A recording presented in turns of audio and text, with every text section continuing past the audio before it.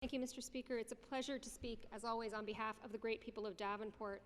As we have said many times in this House, the COVID pandemic is exposing existing gaps in income, in security, and in access to supports. From the beginning of the pandemic, people receiving assistance through the Ontario Disability Support Program have been sounding the alarms, calling on the province to boost benefits during the pandemic, particularly for those who don't qualify for federal benefits. Mr. Speaker, everyone in this chamber is contacted, I'm sure, by people with disabilities, many of whom have been housebound because of their vulnerability to more severe illnesses from COVID-19 and are having to pay more for everything from ordering groceries to transportation to personal protective equipment. Many of the people who have contacted me are desperate, deeply depressed, and as we know from recent media reports, considering terrible ends.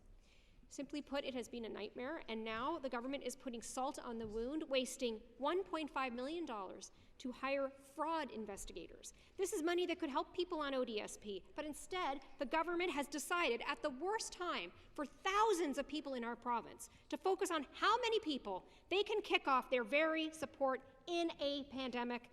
Mr. Speaker, when will the government live up to its responsibilities and respect the human rights and dignity of Ontarians living with disabilities?